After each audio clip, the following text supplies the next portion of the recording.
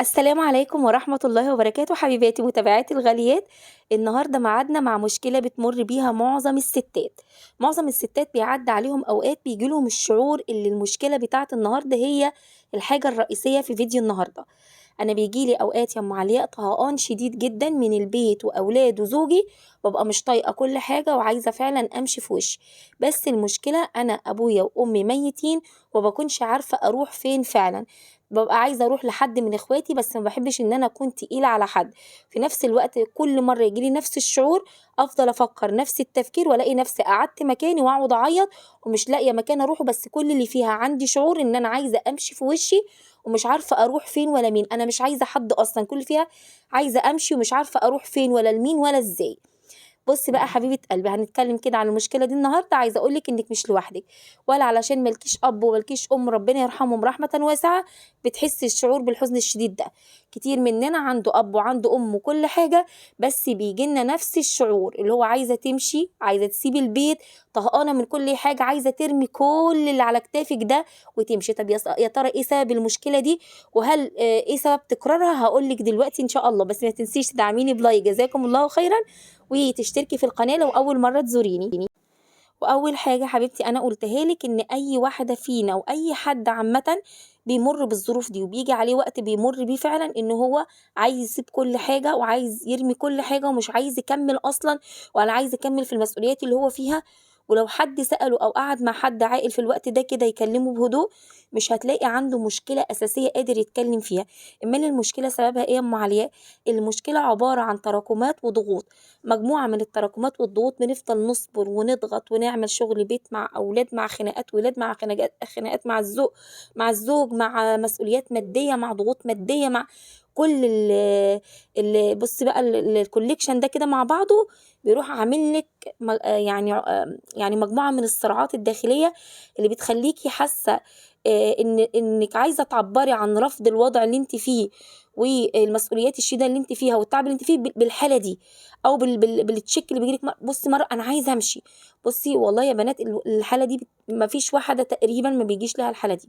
طيب يا أم علاء أنتِ خلاص عرّفيني الموضوع ده بييجي للكل وفترة وبنمُر بيها وليها أسبابها، أيوه ليها أسبابها، مجموعة من الضغوطات اللي ما قدرتيش عليها وما قدرتيش تحلّيها أول بأول، قعدتِ تتحمّلي لمّا بتروحي بقى مفجورة بقى بالحالة دي، اللي هو خلاص عايزة آخُد في وشّي. خُدي بالِك الحالة دي غالبًا بتيجي برضه للستات قبل الperiod بتبقى برضه زايدة عندهم في الفترة دي أوي يعني. طيب أعمل إيه وقتها لمّا أنا فعلًا كل مرّة أقول هامشي وما بامشيش ومش لاقية حل؟ هاقول لِك برضه هتعملي إيه. أول حاجة طبعًا لازم هيكون كده تتوضّي و تدخلي خدي المصلّة بتاعتِك وادخلي أوضتِك واقفلي على نَفْسِك وصلّي ركعتين 2 بس، وطوّلي السجود، وكل حاجة عايزة تقوليها وعايزة تشكيها حتى لو باللغة العامية، حتى مش لازم بلفظ دعاء معيّن، اقعدي واسجدي وابكي لله عز وجل وقولي كل اللي جواكِ. تمام، خلّصتِ، قعدتِ، استغفرتِ كده بعد الصلاة، وروحي قاعدة على السرير بتاعِك أو في أوضتِك، حطّي شوية برفان لإن البرفان بيخلّي الذهن كده يجدد نشاطه كده وتحسّي براحة نفسية نوعًا ما وهدوء. يا ريت تبقي عاملة كوباية ليمون.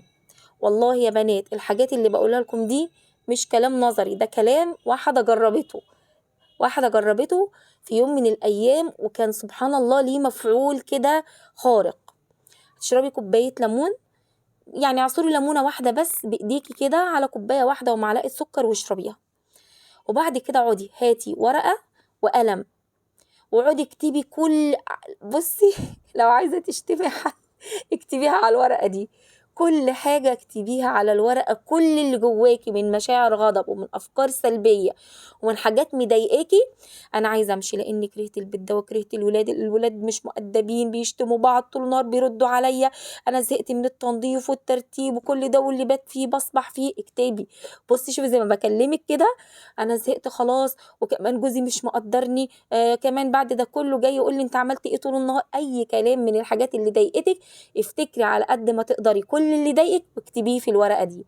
وبعد كده هنعمل إيه بقى في الورقة دي، يعني اعتبري كده هنبلها ونشرب مَيّتها، هتمسكي تقطّعيها بإيديكِ 60 حتّة، يعني بعد ما تكوني كتبتِ الورقة دي كلّها وطلّعتِ كل اللي جواكِ قطّعيها، وأنتِ بتقطّعيها كإنِّك بتقطّعي كل المشاكل وكل الحاجات السلبية دي لا شعوريًا بتحسي بشوية كده من الاستقرار والراحة النفسية.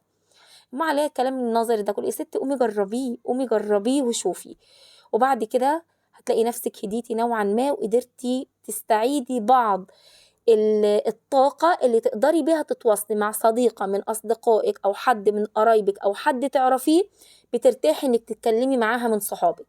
كلميها بس ما تكلميهاش في المشاكل، يعني ما تقعديش تفضفضي، لا إحنا خلاص فضفضنا لله عز وجل وشكينا وسجدنا وقعدنا نعيط في السجود وقُلنا كل اللي جوانا، وقُمنا كتبنا كل المشاعر السلبية دي وقطعناها، نروح جايبين بقى على واحدة إزيِك عاملة إيه، ولادِك عاملين إيه، خلّيها تصرف ذهنِك من الحالة بتاعة الاكتئاب والضجر والملل والطفشان لأحداث تانية.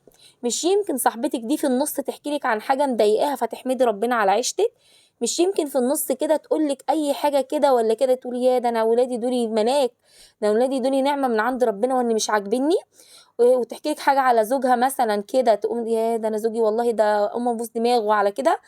خدي بالِك العلاقات أحيانًا لمّا تبقى أنتِ متضايقة ما تبقيش تروحي تحكي اللي مضايقِك، لأ ده أنتِ افتحي أي حوار مع أي واحدة صاحبتِك هتصرف ذهنِك عن الحالة المشاكل اللي أنتِ فيها، وتقعدي تندمجي في حالتها أو حتى مشاكلها أو هي اللي هتحكيه لِك، فهتحسي شوية بشوية إن الطاقة السلبية اللي جواكِ والضيق والخنقة بتقل شوية بشوية.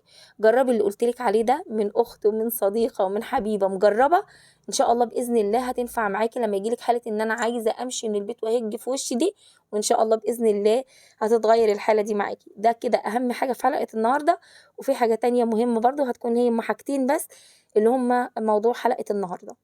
بُصّوا بقى يا حبايبي، الرسالة دي هي تعتبر خاصة، بس في نفس الوقت ممكن نطبّقها على نفسنا. يعني هي واحدة بتقول لي: "أنا جوزي جاي من السفر بعد غياب سنتين، وأنا مهملة جدًا في نفسي وفي الاهتمام بنفسي ومظهري، وكمان البيت مهمل جدًا كنت بارتّبه كده على السريع ومن على الوِش، وأنا ما كنتش صراحة مهتمة بنضافة البيت، فأنا جوزي جاي قولي لي أبدأ إزاي ومنين من ناحية الاهتمام بنفسي وبالبيت." بُصّوا الكلام ده ينطبق برضه على أي واحدة مرّت بأي ظروف تعب، بأي ظروف إهمال، أي ظروف ما وعايزة تفوق كده لنفسها ولبيتها. أول حاجة هتبدئي بيها غرفة نومِك، ابدئي كده فصّصيها دواليب، أدراج، تحت السرير، شبابيك، ستاير، خلّصي أوضتِك خلّيها أوضة عروسة فعلًا واقفليها. وبعد كده لمّا تخلّصيها ادخلي على المطبخ، هتخلّصي المطبخ وتشوفي بقى فيديوهات التنضيف العميق في قناتي وقناة غيري، إزاي فعلًا هتعملي تنضيف عميق للمطبخ، خَد منِّك يومين، 3، 4 زي ما ياخد، كده خلّصتِ المطبخ. بما إننا في الشتا المفروض كنت أقول لِك ابدئي بغسل السجاد، بس خلّي السجاد كده إيه، يعني لمّا خلاص تبدئي في تنضيف البيت بحيث إن هو لو بتودّيه مغسلة على بال ما يكون نشف تكوني خلاص بتفرشي علشان البرد. وبعد كده أو لو عندِك سجاد بديل مثلًا خلاص اغسليه مثلًا واركنيه، عشان لو ما غسلتيش السجاد بتاع البيت يبقى كأنِك ما عملتيش حاجة، وتروحي طالعة بقى على التنضيف العميق للبيت بقى بالكامل، قسّميه. طبعًا مش هاقول لِك إنِك هتمسكي البيت في يوم واحد ولا يومين، الحالة اللي أنتِ بتحكي عليها دي عايزة كذا يوم على بعض، هتخلّصي البيت وتنهي وبعد كده بقى تعالي لي أنتِ بقى يا ست الكل، يعني شخصيتِك بقى وشعرِك وكل حاجة بقى في جسمِك بقى تبدئي تهتمي بيها، تسمعي فيديوهات كده، روتين العناية بالبشرة، روتين العناية بالشعر، شوية ماسكات بس على نضافة، بقى خلّصتِ البيت ونضفتيه وخليتيه زي الفل، زي ما خَد منِّك بقى أسبوع بقى 10 أيام وخلّصتِ كل حاجة، طبعًا أنتِ الأوضة اللي بتخلّصيها بتغلقيها على طول بتقفليها، بعد ما تقفليها عشان تحافظي على باقي البيت نضيف، ولو عندِك أولاد حجّمي وجودهم في مكان واحد علشان البيت يفضل نضيف على طول، وقت الأكل افرشوا مفارش على الأرض أو جيبي مثلًا مفرش قديم أو حاجة كُلّه عليها عشان السجاد ما يتبهدلش، والحمد لله على سلامة زوجِك مقدمًا.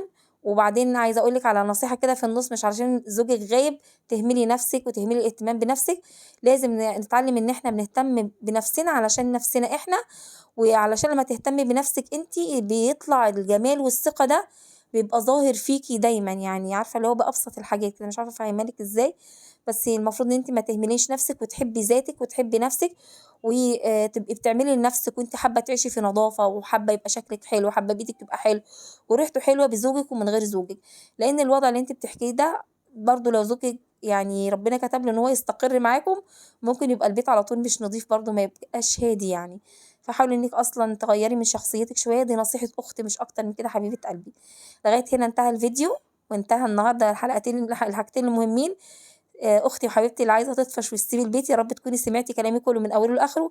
أختي لحبيبتي اللي جوزها جاي وحاسة إن البيت مش متضبط تبدأ بإيه. إن شاء الله بإذن الله تكونوا استفدتوا. دمتم في أمان الله. ما تنسيش اللايك. والسلام عليكم ورحمة الله وبركاته.